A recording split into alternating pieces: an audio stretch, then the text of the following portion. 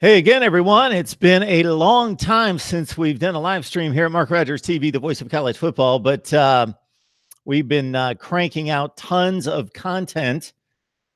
Got two people on the line. I'll be waiting for more as I came across a topic just a few minutes ago. So I thought, hey, why not get a discussion started on a number of players' departure that was either unexpected or expected, but they were underclassmen declaring for the NFL draft that are going to leave gaping holes from a talent perspective in positions across the country, and get your thoughts.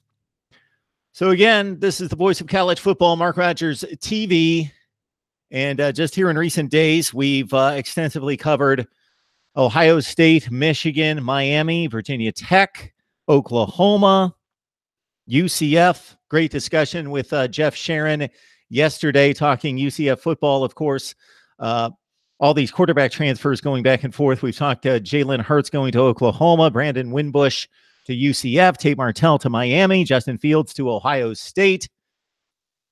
And as the dominoes continue to fall, and maybe they've rested for a final time with really nobody else out there that has yet to make a decision. All right. Again, we're striking up the live chat to talk underclassmen who have declared for the NFL draft. Reading a few minutes ago on 247 Sports, I saw a list of, it was reported somewhere else, 135. I believe that was at ESPN.com. 135 underclassmen have declared for the NFL draft. That's a record. I see a list that was published by 247 Sports just 15 hours ago that lists, I believe, 103. So I don't know what the discrepancy is there, but I wanted to run through this list and get your thoughts about your particular team or teams that you follow, teams that you know inside and out. And if these particular players, as we've seen in the past with the major talent-rich programs like LSU and Georgia, now Ohio State, Alabama, of course, and some other schools where guys leave and you would think, wow, look at this talent. A guy's good enough to leave as a junior and get taken in the first few rounds of the NFL draft. There must be a huge gap. Well, I'll just take one position in particular, Ohio State defensive backfield. Have we seen a gap in talent there? No, we continue to see underclassmen move on to the NFL draft, and that's been one of the most talent-rich positions in college football really for the past 30 years, but specifically in the last 5 to 10 years under Jim Tressel at the end of his tenure, and certainly under Urban Meyer. When you consider tomorrow we will watch the NFC Championship game with New Orleans taking on the Los Angeles Rams, and 3/4 of the Saints defensive backfield are recent Ohio State Buckeyes entering the NFL draft early. Marshawn Lattimore, Von Bell, Eli Apple. 3/4 of the secondary. Of course, the secondary expands because of the 5 and 4 wide receiver sets, but you get my point. It's pretty remarkable that these kids continue to leave Ohio State's defense, and again, the defensive backs situation at Ohio State in particular, and then move on to the NFL draft. Guys come in, they play 1 year, a la Malik Hooker a few years ago. He moves on to the NFL. He's replaced by another NFL player. Kendall Sheffield declares early this week for the NFL draft from Ohio State, and the Buckeyes will replace him across the board. Not that it's easy. In other places, it hurts.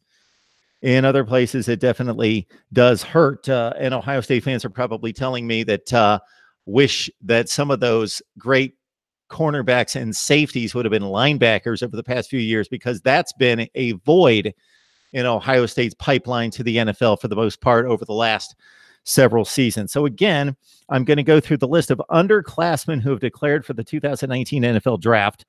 I want to remind you, and you guys might not necessarily be the best people to be telling this because you're with me live, you're watching, but we do have the audio available as well. So most of what you find here at Mark Rogers TV, the voice of college football, on my YouTube channel, in terms of video, you can find on audio. So if you know people out there that don't have time or don't want to watch the videos, but they want to keep up with it, let them know that we're at Podbean, iTunes, Stitcher, Google Play, and Spotify. Just search Mark Rogers TV, and you will find the audio versions of just about everything that we do here. My goal is to get everything on there, everything that we do here in long format. So many times we have discussions with our guests that last 45 minutes, let's say, and I cut those down into segments to hit particular topics because they get more views that way. It just makes a whole lot of sense for people that just want to hear about the quarterback situation, but they don't care about the coaching situation or the linebackers, so they can just watch the quarterback video. But I take those complete discussions and I download those to our various audio platforms so you can listen to the audio right there as maybe you commute back and forth to work, work out, do your chores around the house. The audio's there. Google Play, Spotify, Stitcher, Podbean, iTunes, Mark Rogers TV. Just search that. And of course, you can support our channel by simply doing your Amazon shopping. Any shopping that you do on Amazon, just go to any of our videos, any of the videos, go down into the description section, and you'll see 3 links there. Grab one of those links. That will take you right to Amazon. Just please enter Amazon, do your regular shopping. You don't need to buy the product that's displayed there. Don't buy the product. If you want to, hey, have at it. But in particular, just enter Amazon using one of those links, and you will be supporting Mark Rogers TV, the voice of college football. I don't need to tell most of you that I do this because I love college football and because I love to analyze the games and the outcomes, and I love to talk it up. I love to hear from you. I love the engagement. I love the discussion, the debate. I love the analysis, a ton of which we are in the midst of doing right now, as you can see, and we'll be doing in the next several months leading into the football season. We'll be doing nothing but analyzing college football, rating, ranking, discussing, debating. That's what we do. So I love to do it. I will continue to do it in some way, shape, or form, in some manner. And that's a bit of a challenge right now, but that's for another time. So I just want to let you know that I do have a full-time job. So a lot of the people that you follow on YouTube and other social media platforms that do what I do here, they do it full-time. So the production quality might be better. They might have an opportunity and the time to do, again, higher level productions, skits, whatever they do. So just keep in mind that this is the nuts and bolts that we do here based on the time that I have allotted, which is about 40 or 50 hours a week, in addition to the real job, So this is the aspiration full-time. So you can support what we do here to upgrade the production and to allow me to do this full-time. That's the goal, in whatever manner that might be. It may be here, it may be elsewhere, but you could always find me, and I will always be available talking college football. So we're in the midst right now of reviewing every national championship run. We have posted videos for 2018, 17, 16, 15, and 14, and 13, I believe, this morning. Yes, 2013, Florida State beat Auburn in the final 10 seconds at the Rose Bowl to win the BCS championship, the final BCS championship. So what we are doing is, if you've listened to me for probably more than a week, you know that I am a harsh critic of the college football playoff system, of the BCS, of the polling system. Of course, anybody would be with teams scattered across the country playing different opponents, and then AP writers determining who wins the national championship. Of course, that was a very flawed system, but at least it was honest. At least it was an honest system. It wasn't a fraudulent system. At least it was exactly what it reported itself to be, which was, we are voting on the national champion. We have had skewed systems that have not worked, and very flawed systems since then that have determined either 2 teams play for the national championship or 4 teams play for the national championship, and some combination of basically 2/3 people at one point in the BCS era between 2013 going back to 1998, and 1/3 computer vote, computer analysis, computer breakdown, metric system. And now here in the current system, of course, we've got 13 people who have to select 4 teams, and that's impossible to select the 4 best teams, which is a term that just came up the past few years. That prior to, I believe, 2017, I never heard that term uttered by anyone. We're selecting the 4 best teams. They used to talk about conference championships and 13th data points and best resume, record, schedule, strength of schedule, dominance factor. All those things were talked about before 2017. In 2017, it became best team. We're selecting the 4 best teams. So it's a flawed system. So what we're doing is we're going through each season and we're either validating or disputing the national championship. And we are being very pointed in our, it's just not a feeling, or it's just not a whim, but it's a breakdown of who earned a national championship versus who did not earn a national championship. And then we are providing the situation in which there could have been opportunities for other teams to win the national championship. Take Michigan State in 2013. They finished with the same record as Auburn. Auburn played in the BCS championship game.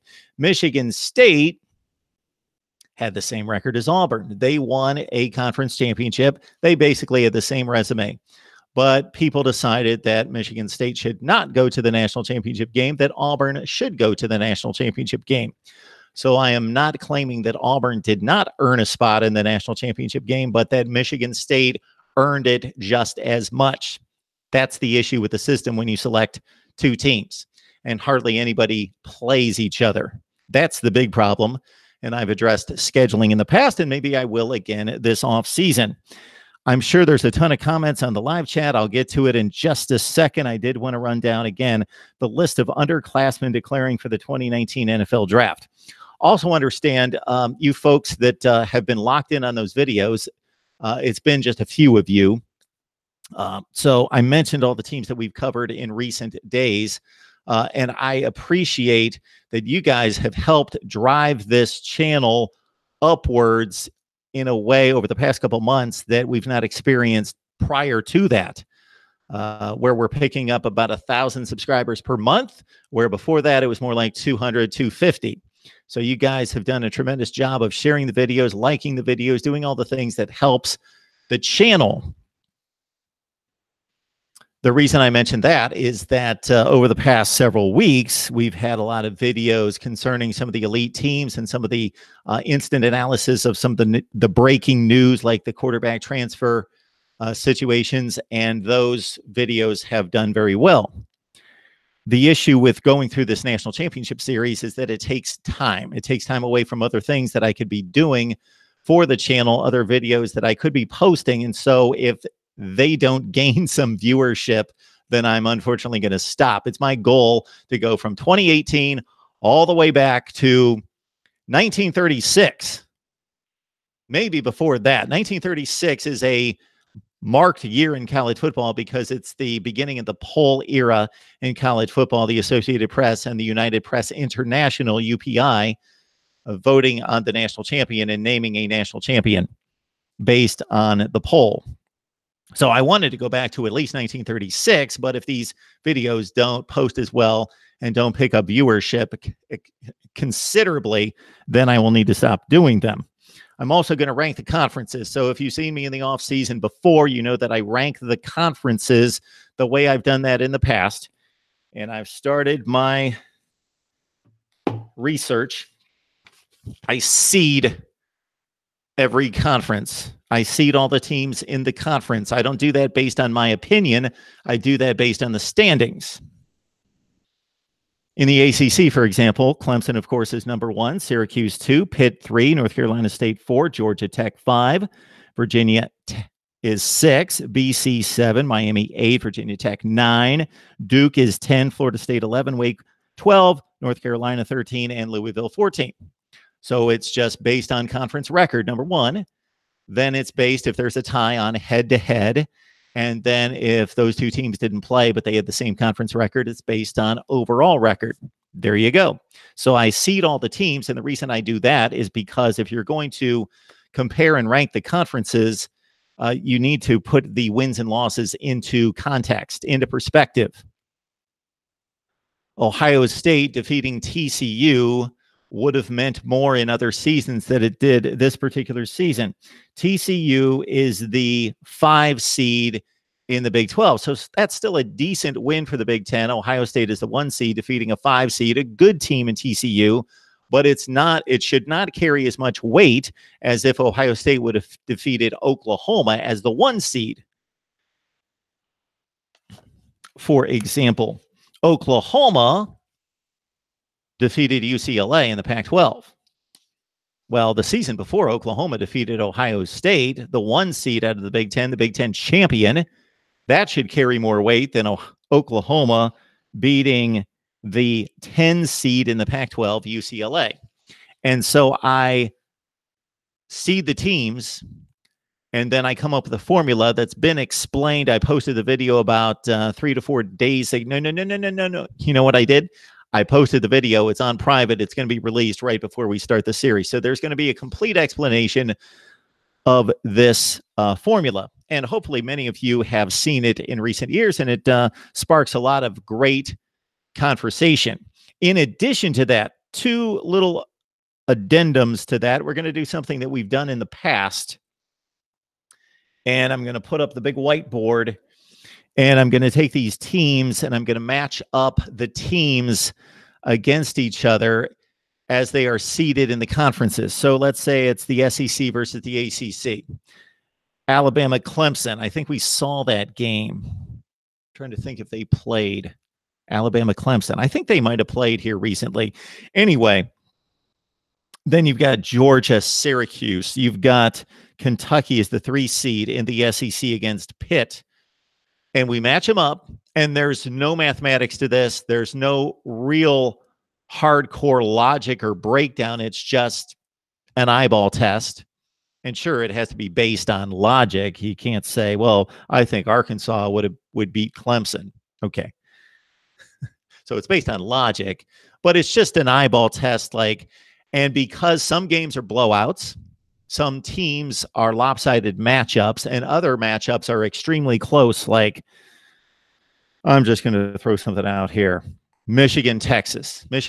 We could have an argument from here until the start of next season over who would win a Michigan-Texas game. Okay? And both sides would have solid arguments.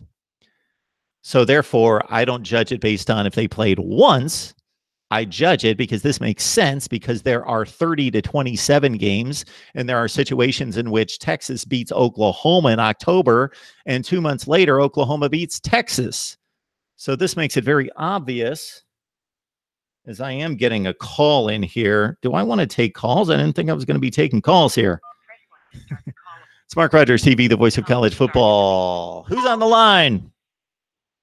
What's up, Mark? It's DeAndre. Hey, DeAndre, how are you? I'm about to start driving, so I said I want to call you. And, first off, man, I appreciate your show.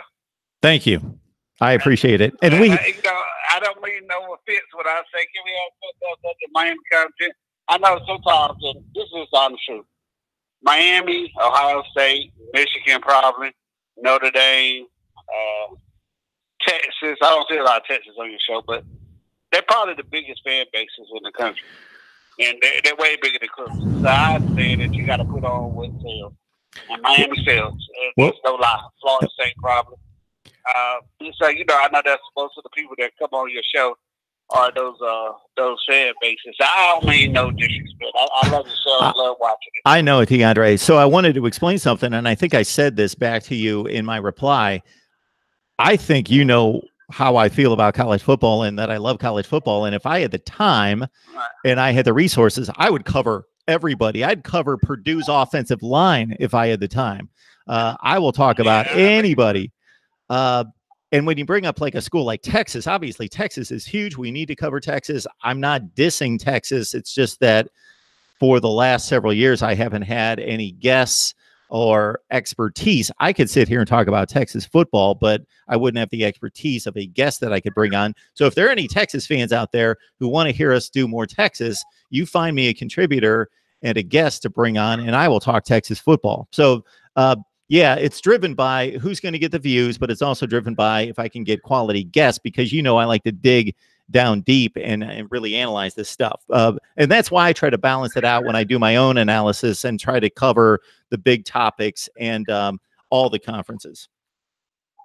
Yeah, because you know, man, I know you do your best, and you do a great show. I mean, like I said, you're my favorite person that I like watching on YouTube. I mean, I like watching Top Billing too, but I think he got something else going on with his stuff. But you know, Pete and DJ Dorky, Clemson fans, I always find I don't get a chance to watch them because I think I'd be at work at my main job at that time, so I don't get a chance to watch them like I watch you. So, but they're, you know, focused on Clemson. I like to keep up with everybody, so not just Clemson. I mean, Clemson's my favorite team in East Carolina, but I like to keep up with majority of the teams. Next point, 2013, Florida State. Yep. I agree with you. They killed Clemson. I think Clemson was higher ranked going into that game. I'm not sure, but I think they were the higher ranked team going into that game. And I saw it coming, not because Clemson was weak, but James Winston, I seen him play a few times. I'm like, this guy is really, really good. And I know everybody said when I think his name Emmanuel, I think he went out his rookie year. I think he went out, him and Ponder, and it was like, well, there's this guy that's better than both of them coming out. And, you know, Ponder and Mayo was winning in the first round of the draft. Yep. They didn't have great careers, but, you know, everybody was talking about how great this quarterback was. So I saw it coming. In a way, I know you said Florida State played a weak schedule, but I don't know if you remember that year, Savannah State was the first team in college football history to get beat by like 77 points 2 weeks in a row. And they were taking somebody backed out on Oklahoma State, and somebody backed out on Florida State from playing the beginning of the year that caused Savannah State to get the money for those games. So I hear people say that Florida State team was the best team. Outside of Winston and Benjamin, I don't know if Cook was on that team, but that was a pretty good team, man. Absolutely. It was an excellent team. There's no question about that. And Clemson, as you know, and I'm remembering this off the top of my head, so I might be wrong, but I believe both teams were undefeated when they played in October. Florida State won that game like 51-14. And I think Clemson scored on the last couple of plays of the game. Like Florida State really took it to them. Clemson went on, and I believe they lost to South Carolina. I think that was their other loss, I believe. Right. I'm almost positive. Yeah, South Carolina was really good with 11 wins for 3 straight years there. So Clemson went 10-2, beat Ohio State in the Orange Bowl in a great game, 40-35. And so Clemson finished like 7th or 8th in the country. So that was an excellent team. Taj Boyd, Sammy Watkins, et cetera, Martavius Bryant, all those guys. Hawkins was on that team too. Pardon me? Yeah, I think Hopkins was on that team too. DeAndre Hopkins, Grady Jarrett, on and on and on. Yes, it was an excellent Clemson team. I don't think you can look at the other scores for both teams on the season. I don't think Florida State's going out there beating them by 35 points every time they would play. It was just one of those things as well. I don't think they were that better. Of course, they weren't that better because they weren't beating other teams on their schedule that badly. It was a tremendous Florida State team. They played 2 really good teams, obviously, in Clemson and Auburn in the championship game. Duke was a good team, a decent team. They lost to Texas A&M in the Peach Bowl, but that was the ACC championship game. Miami was like a 9-4 team. They were okay. They got blasted by Louisville in the bowl game. They were a fringe top 25 team, and those were their best opponents that year. Right. I think the only game that ever got me was Florida State and Clemson. I don't know if you remember. I think Chris Wiki was in the end zone. I think it was 99. And Clemson was supposed to be really good that year. It was with Chris. I think Chris Wiki was a quarterback. I don't remember what year it was. But he threw a bomb out the end zone. I was like, oh my God.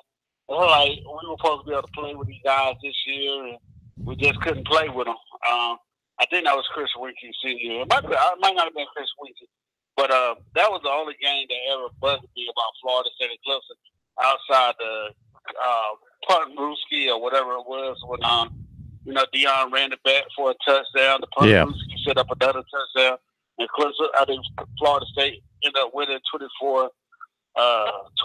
But that game I saw coming, and I don't know if you ever heard the rumors, but that's one thing that kept Todd Boyd out of the NFL. They claimed that Todd Boyd was betting on games and stuff at that time. Not saying it's true, but there was a rumor that Todd Boyd had a big gambling debt and was throwing games. I don't know if you heard that, but I did not. Fayetteville people, a lot of Fayetteville people go down to Clemson. Chavis was there at that time. McLean, who was the offensive lineman, he was out of Jet Brick, and there was talk about Boyd having some issues with gambling while he was in school. Not saying it's true, but but I saw it coming because I think Jordan had sat Boyd on the first play. He fumbled, and it was downhill from there. So I remember the game, but I wasn't shocked because when I saw James Winston play, I like, this dude is a real deal. I don't know why he has not been able to get rid of it, get better in the NFL. But for some reason, he's terrible in the NFL. But I'll let you go. All right, DeAndre. I want to get to the 90s and the 80s, where it's more controversial. Because I tell people all the time, I think when Clemson won it in 1981, I think they were the only undefeated team that year. Nobody else had, everybody else had 2 losses. But I was looking at, I think, 89 Miami. They had, I think Auburn or Tennessee were around, had the same record that Florida State had beat Miami that year. Got blown out by Clemson at Doak Campbell. But Miami ended up winning the championship. I think Tennessee or Auburn had one loss. And then there's a couple more in there, like BYU. I can't wait to talk about that. We'll dive into it. Yeah, that's going to be my favorite. And, of course, Washington, Georgia Tech. I think Colorado. I don't know who they drew. It was Colorado and Georgia Tech. And who was Washington, Miami one year? Yes, 1990 was Georgia Tech, Colorado. 91 was Washington, Miami. So we'll dive into it, DeAndre. I just want to keep this moving along, but I appreciate you calling. And some people are going to have to start watching those videos, or I won't be able to keep doing them. But I want to, because I enjoy going through history. Yes, sir. You take it easy, Mark. Thanks, DeAndre. I appreciate it, man. Have a great day. All right. DeAndre called us a faithful viewer. Needles me about 31-0 all the time, 31-0. And I was going to finish out that phone call. Then I forgot and remind him 31-0. All right. So again, DeAndre's referring to our video series in which we're going through the national championship seasons each year. 2018, we've made it back to 2013. 2012 will be posted tomorrow. I've yet to cut that video, but I've got my notes. And yeah, we are either validating national championships, or we're disputing national championships, or I think as we get back into the poll era, we are going to completely defraud some national championships. And then we are providing context in those teams that were not given the opportunity to win a national championship that earned a place just as much as a team that did win the national championship, i.e. the example I had at the top of the live stream, Michigan State 2013 against Auburn 2013, for example. I will be ranking the conferences, and again, that series is coming up soon. A little bit different spin on that is going to be that I am going to, so in the past, what I've done is just seed all the teams, weight the games that were played between the Power 5 conferences in that particular season, 2018, and then I come up with a metric. So, for example, the ACC could be 11-7 against the other 4 conferences, but let's say they were all a bunch of wins by Clemson and the best teams in the ACC, Syracuse defeating really bad teams in the other conferences. I didn't say that this happened. This is an example. So those games have to be weighted. And I've got a system that fairly weights the games and puts the games into context. Clemson beating Alabama is a huge win for the ACC. That's a 1 versus a 1. That's a number 1 seed in the ACC defeating the number 1 seed in the SEC. Clemson beating Texas A&M is still a good win for the ACC, but they beat the 6th seed in the SEC. So it can't be weighted as much as the Alabama win. Same with the losses. Let's see. Louisville lost to Alabama. The ACC should not take much of a hit on that game. Sure, it was a loss, and you've got to credit the conference and the team that won and discredit the conference and the team that lost. But to what degree? The worst team in the ACC by far, 0-8 in the conference, lost to what we thought was the best team in the country, certainly the best team in the SEC, number 1, Alabama.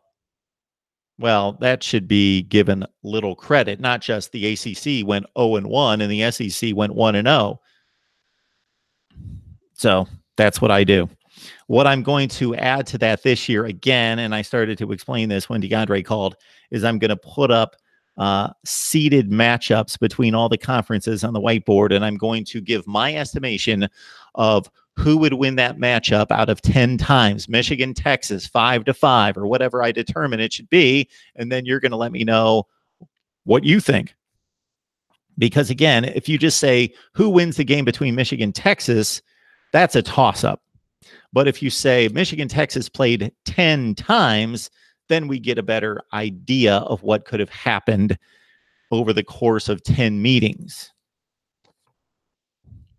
Obviously, take most of your teams in any of the conferences, and when Iowa played Purdue, it went down to the last game of this, went down to the last play of the game, and Purdue won on a last-second field goal. But does that mean Purdue would beat Iowa 10 straight times?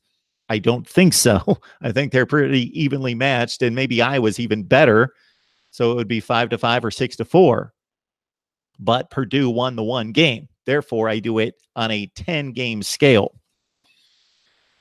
All right. And the spin I'm going to put into the conference rankings this year is I'm going to include a group of 5 in regards to giving credit or discredit to conferences. So it's not entirely fair. It's a closed experiment between all the results of the Power 5, as I've done it in the past, but I want to be able to credit the Big 12 when Oklahoma State beats a good Boise State team by 3 touchdowns. That should be credited to the Big 12 if I'm going to rank the conferences. And then if they lost to an FCS or a group of 5, then that should be taken into account as well. All right.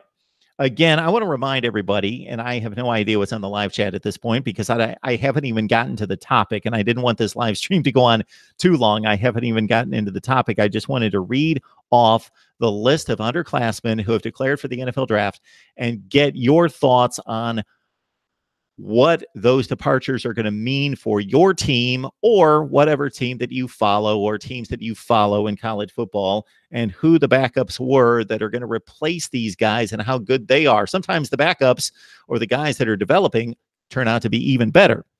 I cited the example off the top of the live stream, Ohio State defensive backs in recent years, that has just been a pipeline of underclassmen going to the NFL, not just players going to the NFL, underclassmen to the NFL.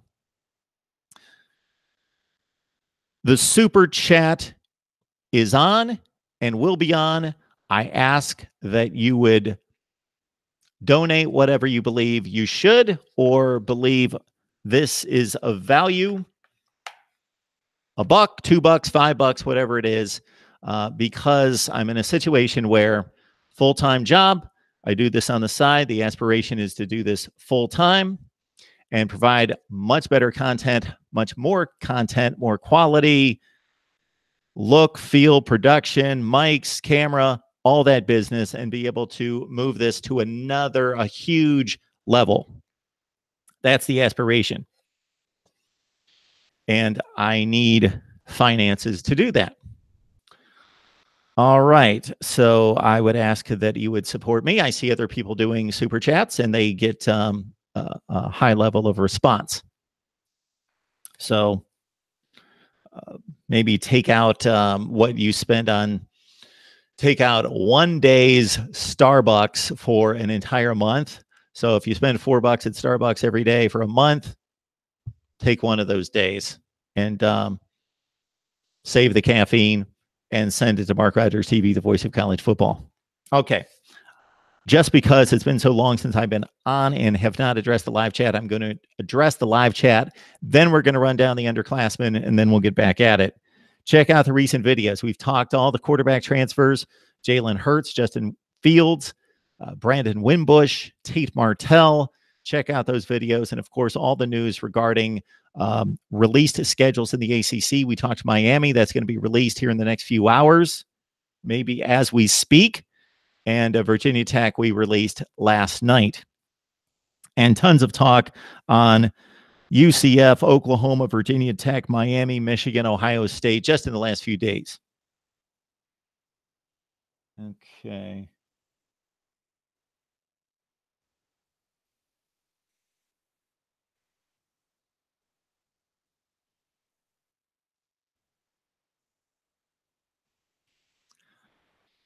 Let's see what you guys have.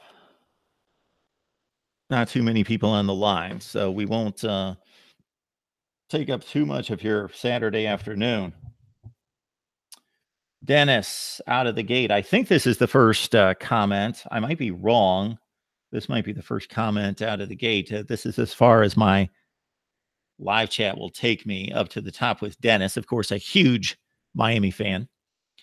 Only 20 Savage, a Texas fan. That's it. So that must have been at the point we were talking about Texas football. So I think there's a lot of comments in the live chat that I missed that I can't get to. That's as far as I can go.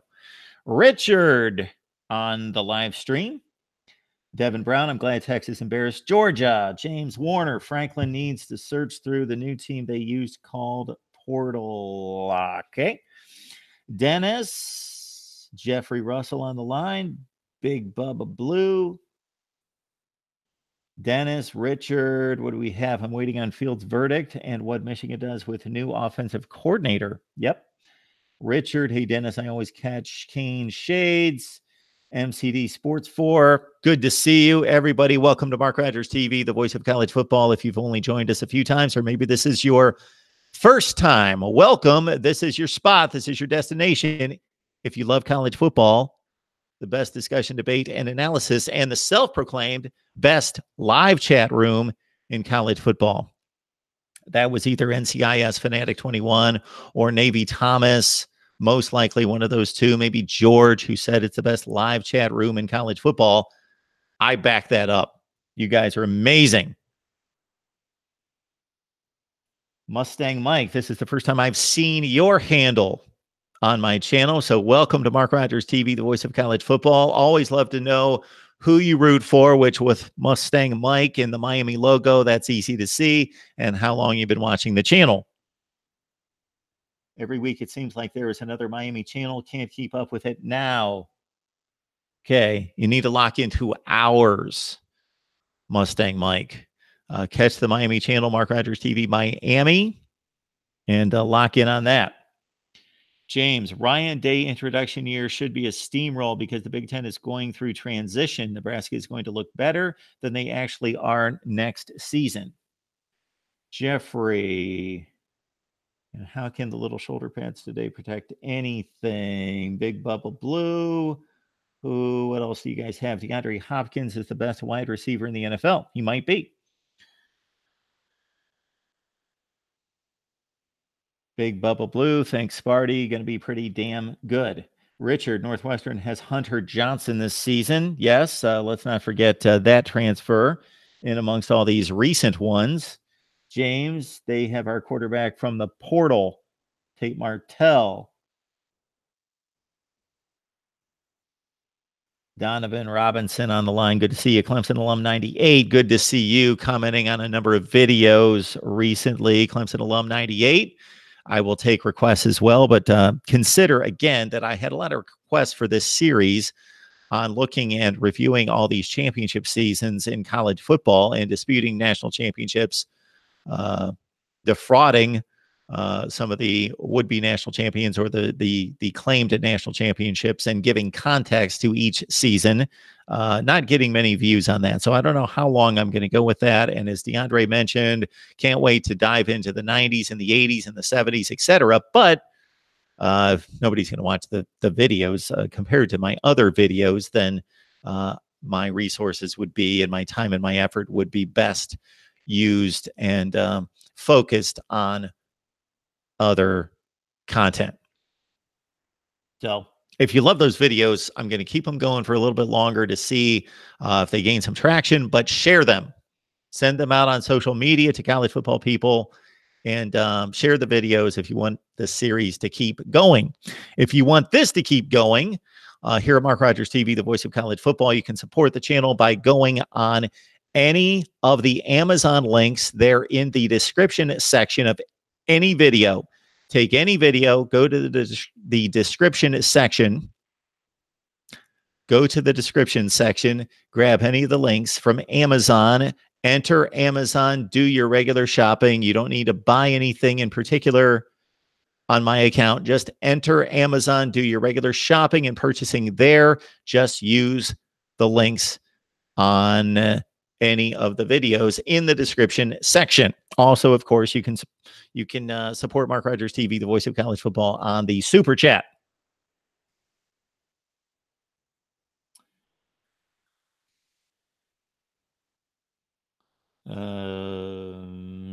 Ricky TBB. Ricky TPB is a huge Iowa fan who has joined us for a long time. Good to see him. You shouldn't be able to recruit kids until they're at least 16. And you guys are talking recruiting kids like Harbaugh's been doing. Anything else there? MCD Sports 4 Duke is going to be 6-6 next year.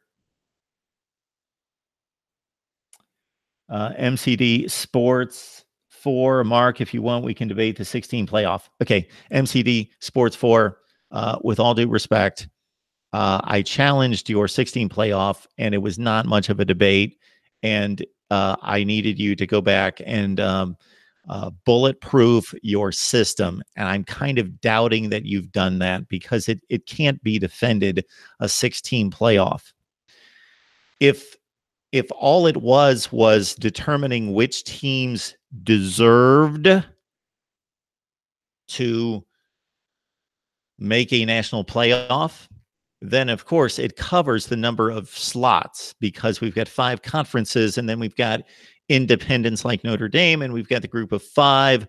So I understand that you're covering, but once you start to actually play the games and play the brackets, it is not fair by any stretch of the imagination. So therefore, you cannot take any year in the history of college football and select 6 teams that should make a playoff and tell me which 2 teams should be given a bye, which is a major astronomical advantage, to the extent that the next week they should step on the field down 14-0. They should put 14 points on the board for the team that had to play the week before. No, not giving buys in a national playoff. It's not the NFL. There are reasons that make sense for the NFL to deliver buys. I've explained that in the past. I'm not going to explain it again. It's very logical, very reasonable, based on the teams constantly playing each other. The same 32 teams play overlapping schedules. There is easy comparison between the teams. Therefore, division championships are valued. But in this, you are distinguishing conference champions. You are saying, oh, we think the SEC champ is better than the Big Ten champ. Even though they both went 13-1, we're going to give the SEC champ a bye over the Big Ten champ. Doesn't work. You can do that in the NFL when you say AFC East champ is 13-3, AFC West champ is 10-6, and they played like 11 of the same 16 teams during the season. So this was fairly earned, this 13-3 over the 11-5 or 10-6. That was fairly earned based on the overlap of the schedule and that all the teams play each other. Big Ten champ, SEC champ. They did not play even one team that was the same. Did Ohio State, Alabama play one team that was the same this year? Clemson, Alabama, yes. Texas A&M. That was a very rare occasion that they played one team that was 1 out of 15 games that was the same. You cannot compare two teams from different conferences that have the same record and the same qualifications and just haphazardly give a bye to one team. It works in the NFL. It works in Major League Baseball. It does not work in college football.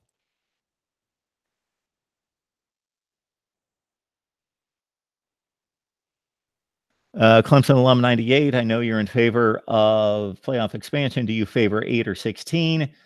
Okay, I've explained that a bunch of times, but I don't expect you guys to remember or have caught everything out of my mouth. I just want to catch anybody else who's first time here. Agar Boom, Agar Boom. Yeah, but I think Henry and Thomas are better than, well, whatever you're talking about. I just wanted to welcome you to Mark Rogers TV, the voice of college football. I see that you're new to the live chat. DeAndre, thank you for the contribution. I appreciate that so much. DeAndre is a guy that we mix it up on college football on a regular basis, and I have grown to respect and admire DeAndre because even though we have very opposing viewpoints on many of the games or many of the breakdowns of conferences and teams, he respects my opinion. I respect his opinion. We get into it. We had quite the Twitter war just the other day, but it was all in good fun. And I could trust that he knew that it wasn't personal. I knew it wasn't personal. And at the end of the day, he said, man, you have a great day. I said, absolutely. You have a great day too, DeAndre. So thanks for the contribution. I appreciate it. James, majored in communications. Mark, you have an excellent voice for college football. Well, thank you, sir. Back in way back 1991, 2 and 3 and 4, I called Ashland University football games and high school football and basketball in Central Ohio. It was never really my aspiration to do play-by-play, but I enjoyed it because I wanted to break into sports. My first job out of college was as a news anchor and news reporter, and I hated and despised news. It was too serious. I just had enough and would over the rest of my life, like the rest of us, enough serious stuff in my life that I didn't want to report on it. And but you break into the business in any way you can, of course. So I, of course, took a news anchor and reporter position, my first job out of college at the age of 23.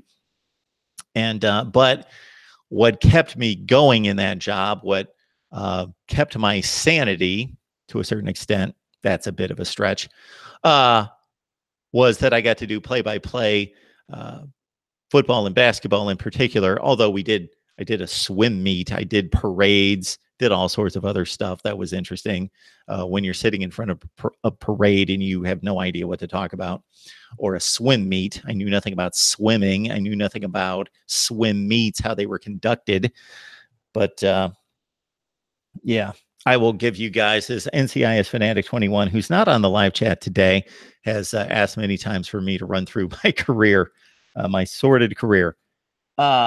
But I appreciate the compliment. We'll get back to that. I appreciate the compliment. And yeah, never had the aspiration, nor really the pipes. I didn't have the talent to be a play-by-play guy, but I enjoyed it. I really enjoyed it. And it was good for the voice. It actually didn't wear down my voice. It built it up, which was interesting because I would talk all week, and then Friday nights and Saturdays, I'd go do play-by-play during 2 and 3 hour basketball and football games. And actually that would loosen my voice up and it felt better. Anyway, Jay Wade brings up Volunteer Roadshow. Volunteer Roadshow, is there a reason that we need to pray? Can you give us an explanation there? for Volunteer Roadshow because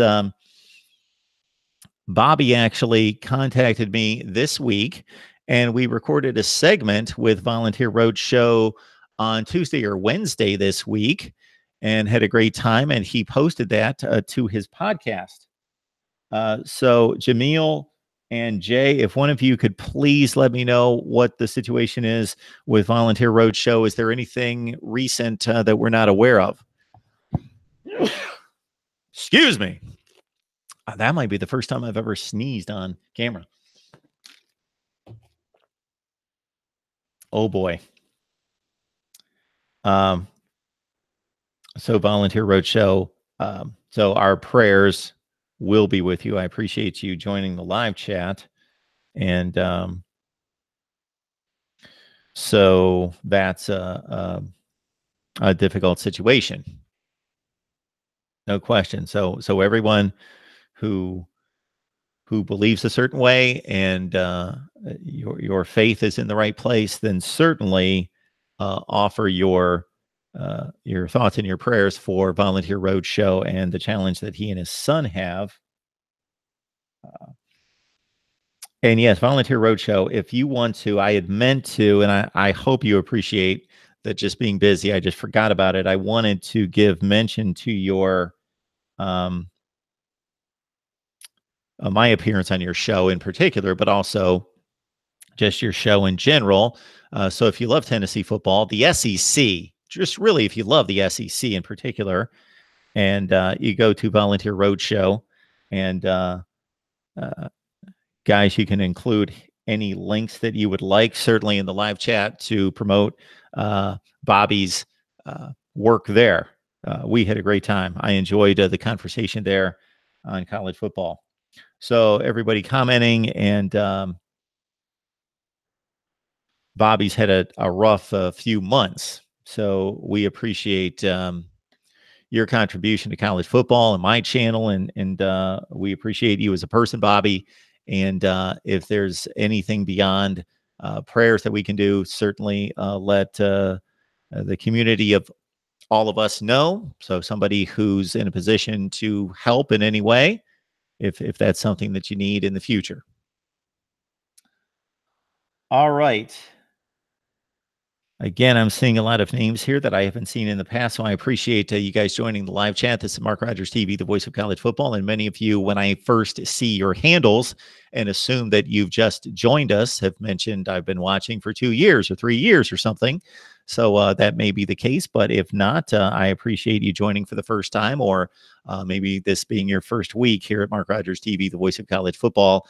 Our aim is to discuss, debate, and analyze college football like nobody else. You're not going to agree with everything that comes out of my mouth, but if you like our approach, if you can get into the analysis and the discussion and the debate and some of the rankings and ratings that we provide and the analysis overall, then like the videos and comment. If you disagree with something, hopefully you can do that in a respectful way. If you can't, let me have it.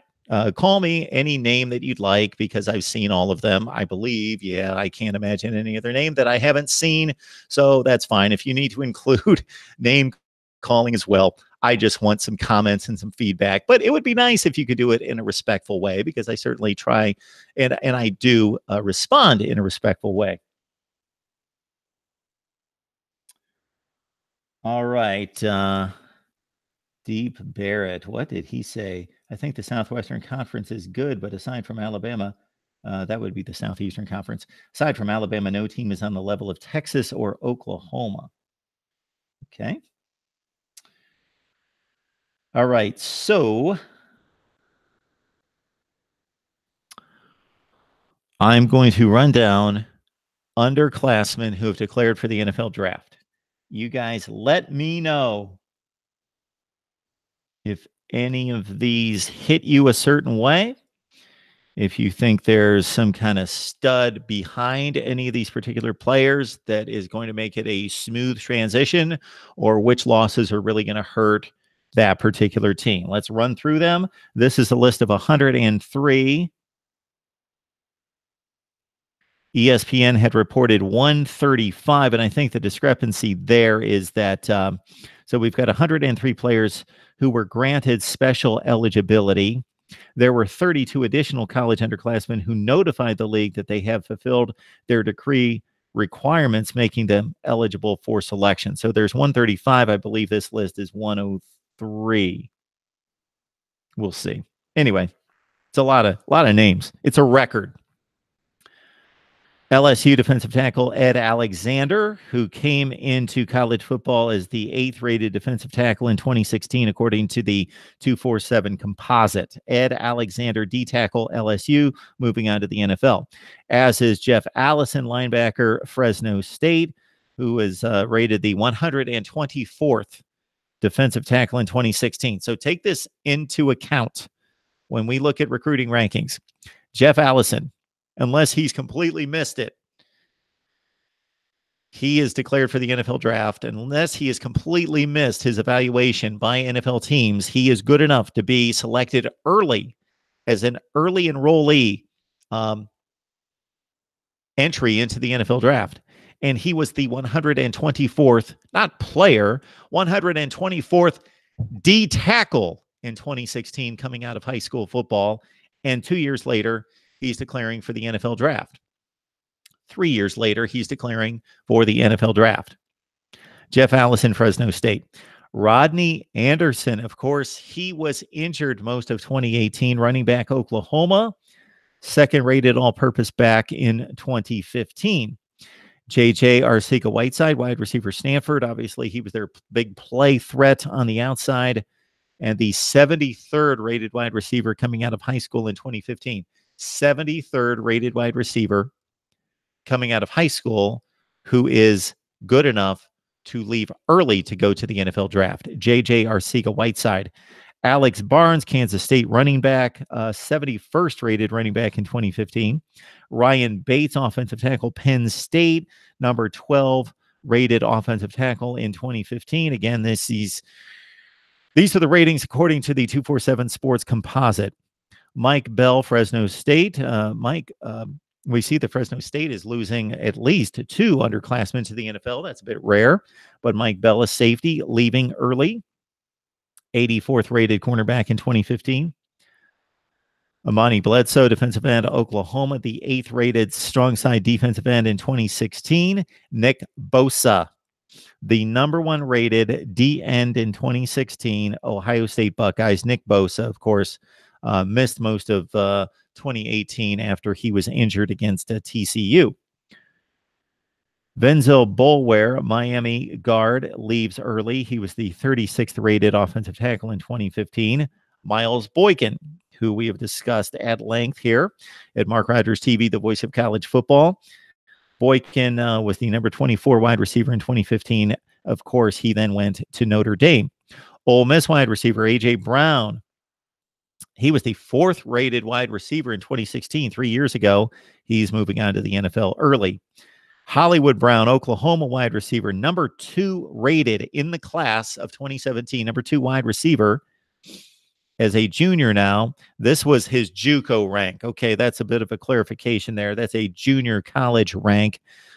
Marquise Brown, of course, we saw him in the college football playoff, one of the game-breaking players in college football going to the NFL draft early.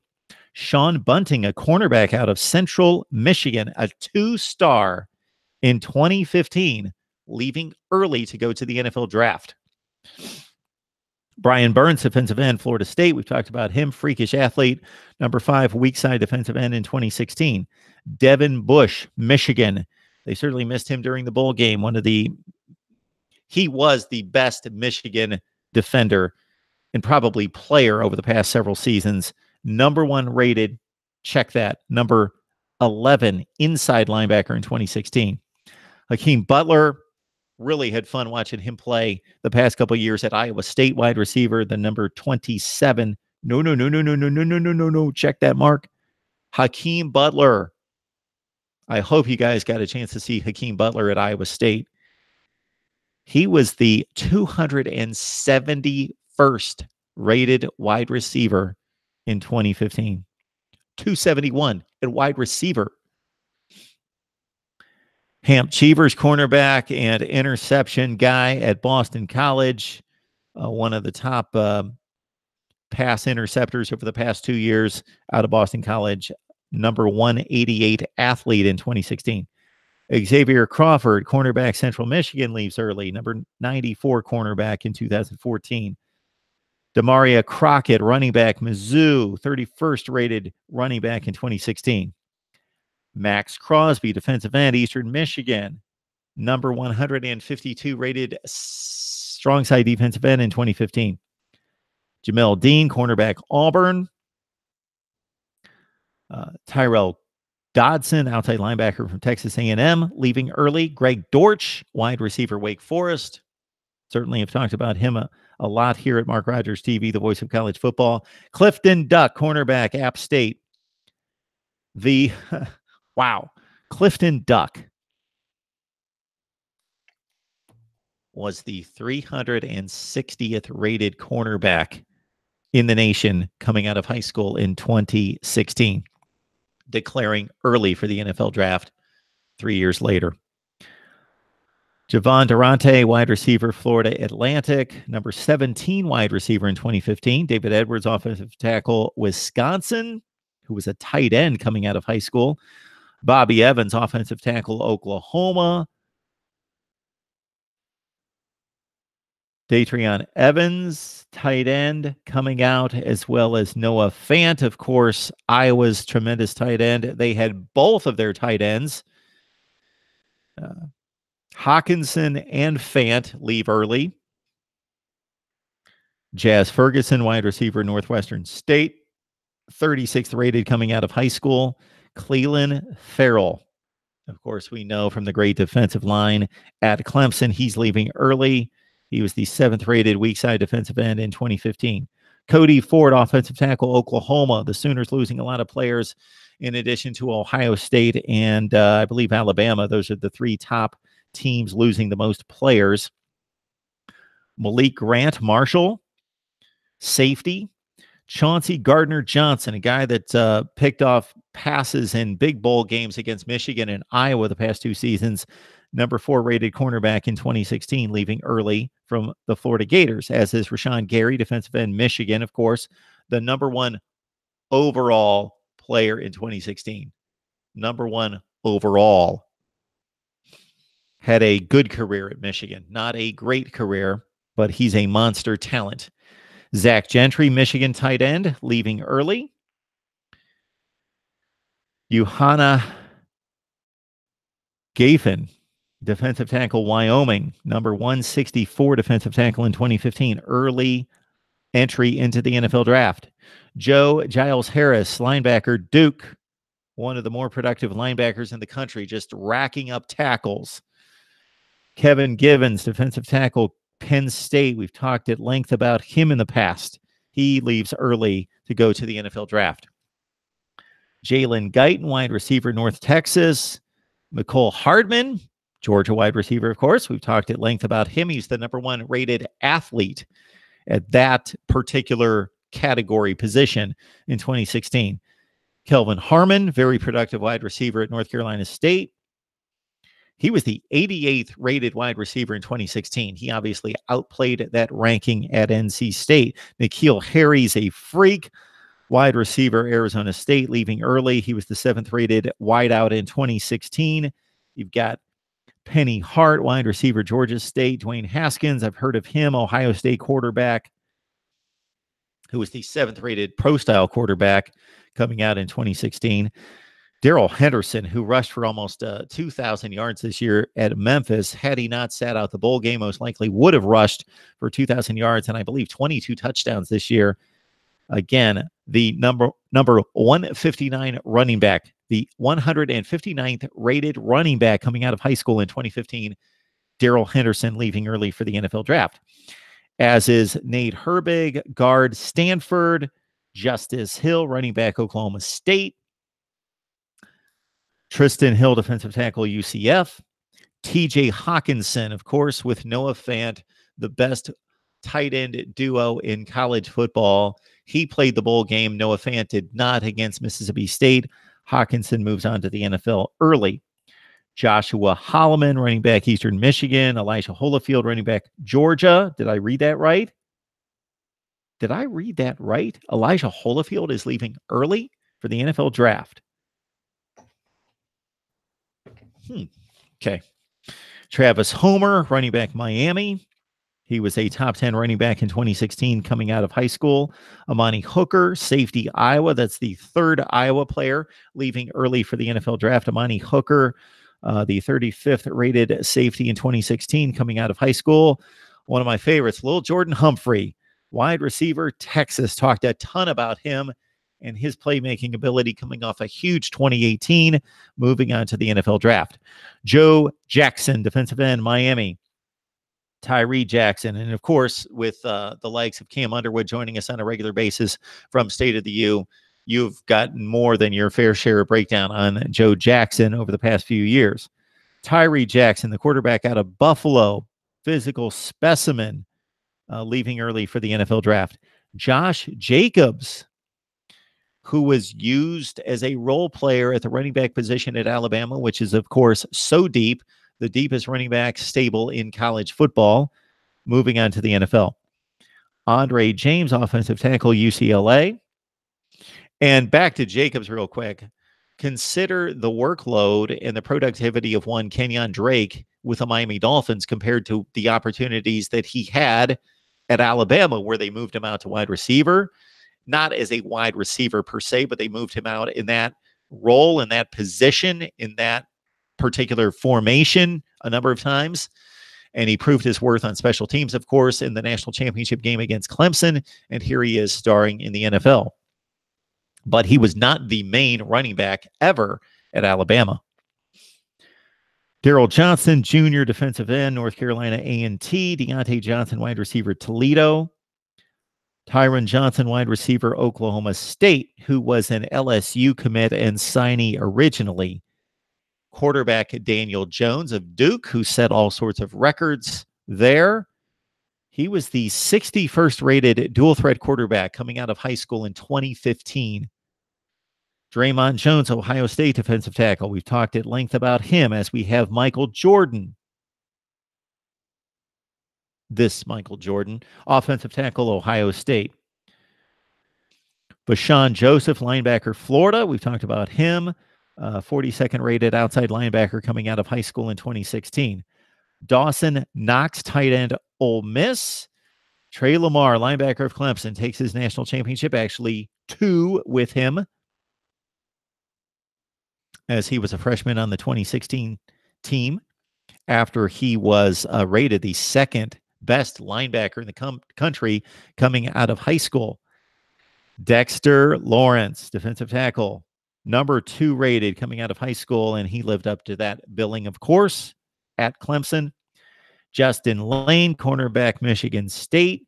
Greg Little, offensive tackle, Ole Miss. He was the number 1 rated offensive tackle coming out of high school, went to Ole Miss, played there in 2016, 17, and 18. So Greg Little moves on to the NFL draft early.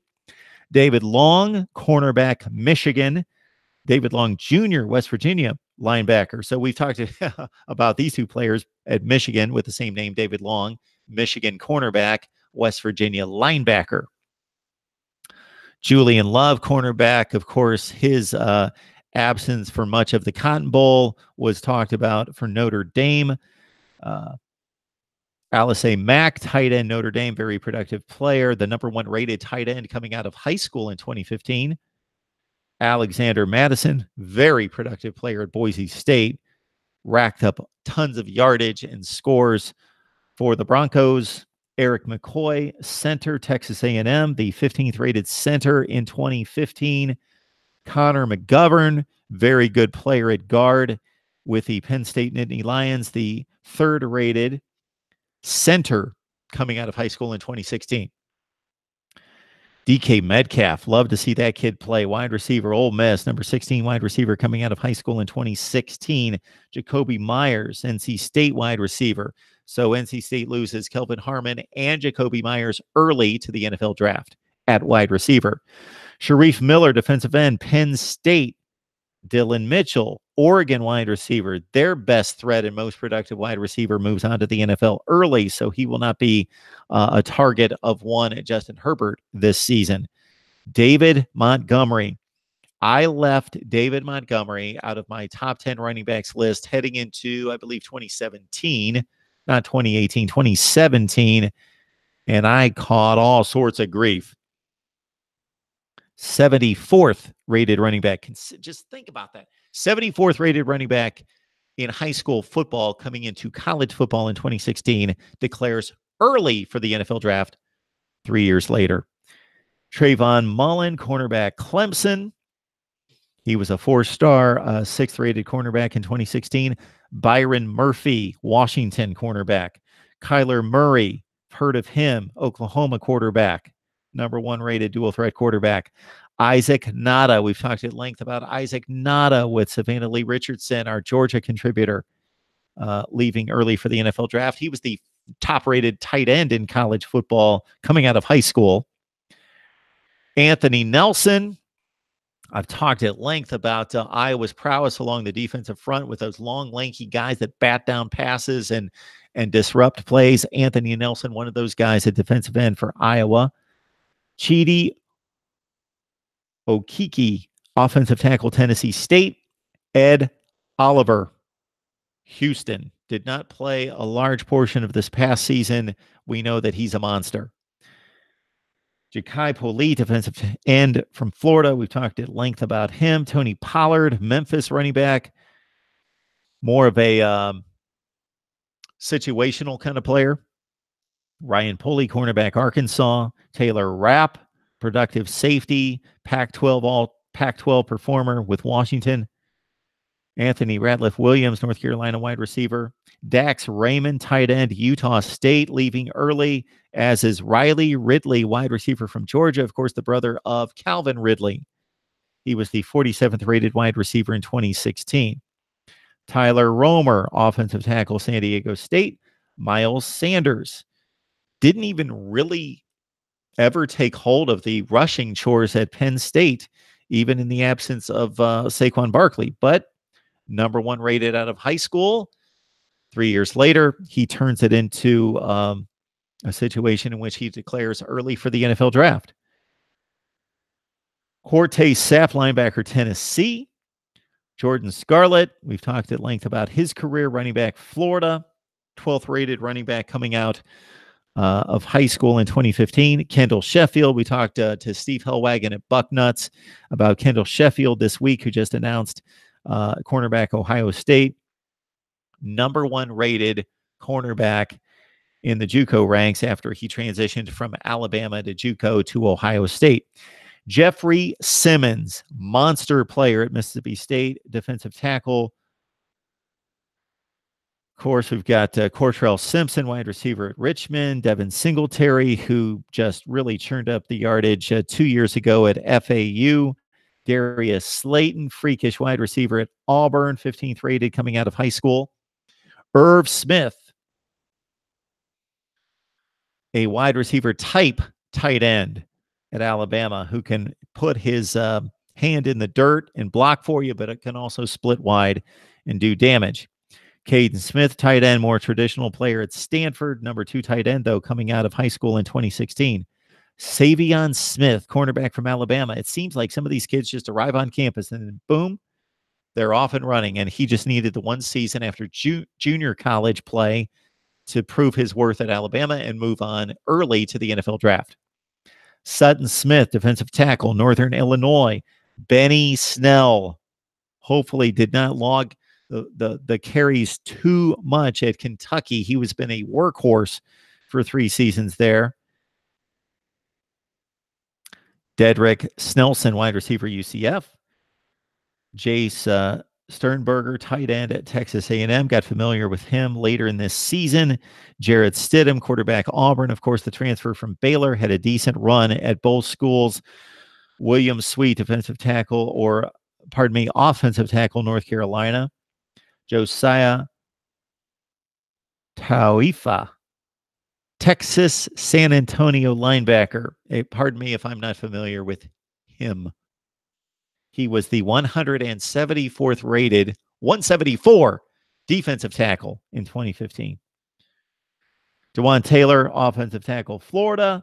Darwin Thompson, running back, Utah State. Deontay Thompson, we've talked at length about his prowess with Stephen M. Smith from Touchdown, Alabama. John Ursua, Hawaii wide receiver, very productive. Tons of catches and yardage. Kahale Waring, tight end from San Diego State. Mike Weber, running back, Ohio State, really showed something to me in the past year and a half with the Buckeyes. Antoine Wesley, wide receiver, Texas A&M. Devin White, very productive linebacker at LSU. Kurith White Jr., running back at FAU. Greedy Williams, of course, a massive talent at LSU. I'm surprised to see he was only the 20th rated cornerback coming out of high school in 2016. All SEC, All-American performer. James Williams, running back, Washington State, more of a pass catcher. Jawan Williams, cornerback, Vandy. Jonah Williams, offensive tackle, Alabama. Preston Williams, wide receiver, Colorado State. Quinnen Williams, best defensive player in the country this past season at Alabama. Travion Williams, love to watch him run. Tore it up in the bowl game against NC State to finish off his collegiate career at Texas A&M. Caleb Wilson, tight end, UCLA. Mac Wilson, linebacker, Alabama.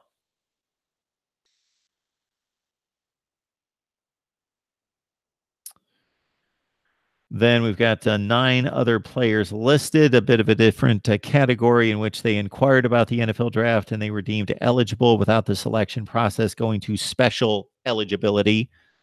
Sean Aidsanya, defensive end, Central Michigan. Blasuan Austin, cornerback, Rutgers. Jordan Bradford, defensive end, Oklahoma State. Texas State tight end, Keenan Brown. Byron Cowart, remember him? Came out as the #1 overall player in 2015. Signed with Auburn originally. Didn't make much of an impact there. Left and went to Maryland and finished out his career there.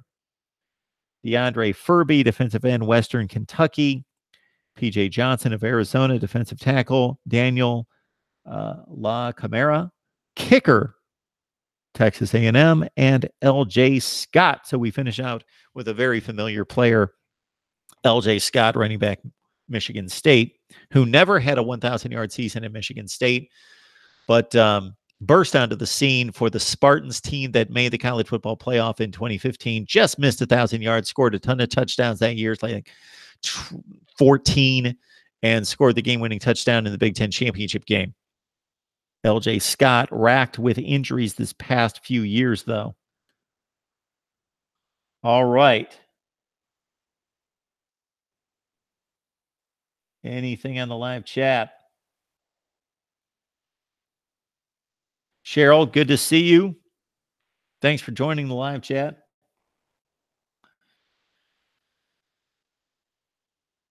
If anybody joined us a little bit late there, what I was doing was I was running through all the NFL draft eligible players that have declared early for the April/May NFL draft. All right, I think I've done enough damage here. So again, you can contribute to Mark Rogers TV by throwing $1 my way, $5 my way. I'll certainly take $1,000 my way if you've got that kind of bankroll. In any of the super chats that we do, I know that it's been a long time since I've done a live stream, probably since the end of the season. So we will try to do these more on a regular basis and develop some kind of schedule. But the situation here is in a little bit of upheaval for those of you who know what the situation is.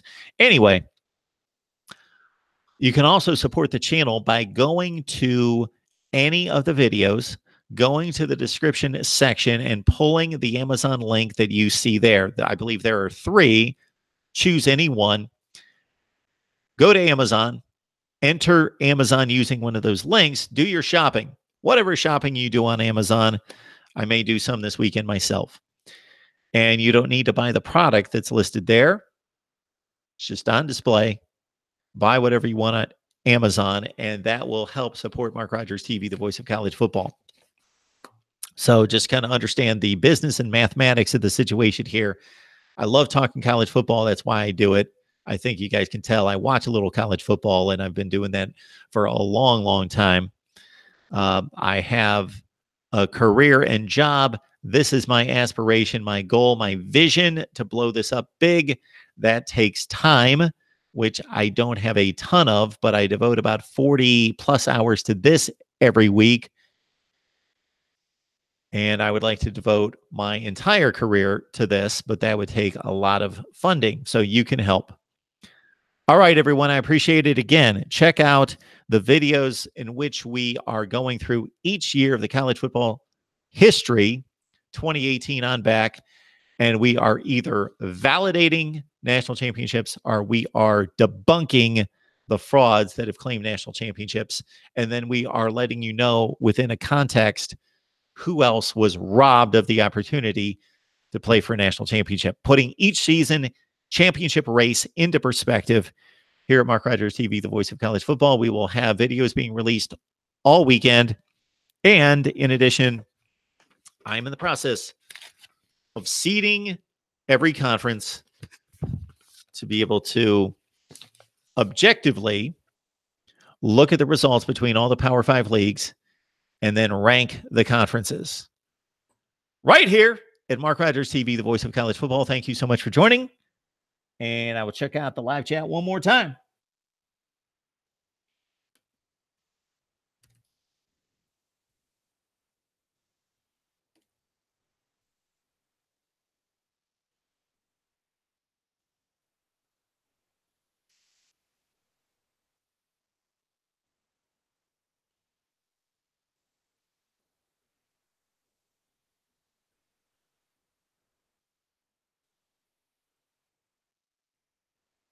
Jeremy George. If you are still on the line, Jeremy George, I have never seen your name listed anywhere, your handle, anything. So if anybody knows Jeremy and he's not listening right now, he's probably gotten off the live chat. Thank you so much for the donation, Jeremy. I appreciate the help. Shout out to you. Thank you so much, Jeremy.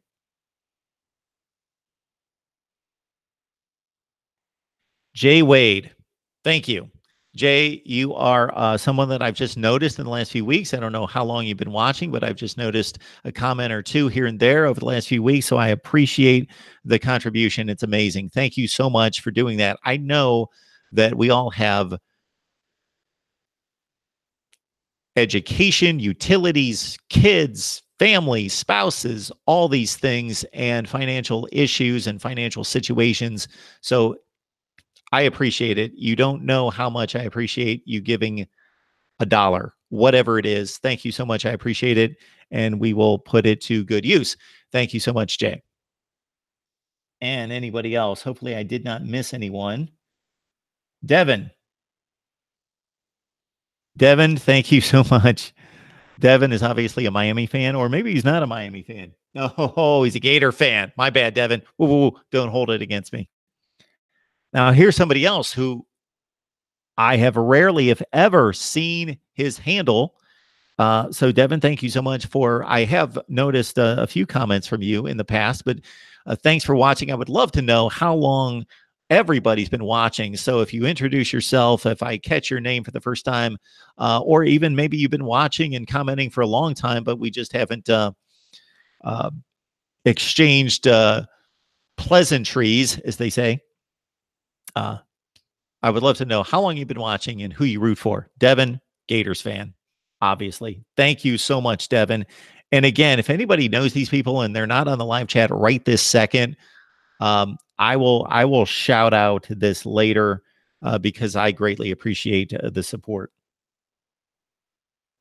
And again, DeAndre, thank you so much. I will be releasing videos throughout the weekend. Again, marching through one season per day of analyzing college football national championship races. And then everything else we've got available. And then I'm going to rank the conferences. I'm going to rank the coaches. We're going to rank everything. If you want something ranked, I will rank it. Over the past several off seasons, what I've done, and this is a huge undertaking, is I've ranked the top 10 at every position nationally, quarterbacks, running backs, wide receivers, tight ends, offensive line, defensive line, cornerbacks, safeties, linebackers, special teams players across the nation. Then I've done, and I've never been able to complete it because you can imagine we're talking about like 12 times 5 conferences, like 60 additional videos, the top 5 at every position in every conference. So we'll do our best. We will see you guys soon. Have a great weekend. If you're somewhere where it's cold, like here in Connecticut, where we're going to get buried supposedly tonight, stay safe, stay off the roads if you can, and enjoy the weekend with your family and your loved ones. We'll see you soon.